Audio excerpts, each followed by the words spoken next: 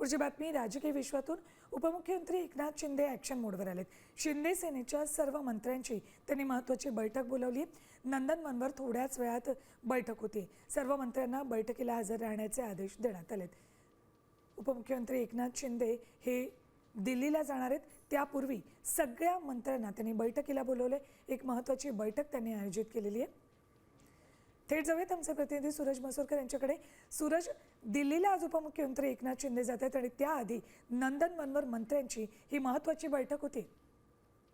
निश्चितच ज्या ठिकाणी आपण पाहतोय की केंद्रीय मंत्रिमंडळाचा विस्तार येत्या काही दिवसामध्ये होणार आहे आणि आज उपमुख्यमंत्री एकनाथ शिंदे जे आहेत ते दिल्लीत जाणार आहेत। त्याच्या आधी त्यांनी सर्व मंत्र्यांची जे आहे ते नंदनवन येथे 2 वाजता बैठक लावलेली आहे आणि सर्व मंत्र्यांना त्या बैठकीमध्ये हजर राहण्याचे आदेश दिलेले आहेत। या बैठकीत प्रामुख्याने केंद्रीय मंत्रिमंडळ विस्तार आणि राज्यातील जी काही महामंडळ रखडलेली आहेत त्यावरती चर्चा होणार आहे आणि सगळ्यात महत्त्वाचं म्हणजे राज्यात जी काही खांदेपालट होणार आहे किंवा राज्यामधील ज्या काही मंत्र्यांची उचलबांगडी होणार आहे त्यावरती देखील चर्चा होणार आहे। त्यामुळे आजच्या या बैठकीतून उपमुख्यमंत्री एकनाथ शिंदे दिल्लीला जातील आणि त्यानंतर ज्या काही राजकीय घडामोडी घडतील त्याकडे सारा राज्याचं लक्ष लागून राहिलेलं आहे। ठीक धन्यवाद सूरज संपूर्ण माहितीसाठी।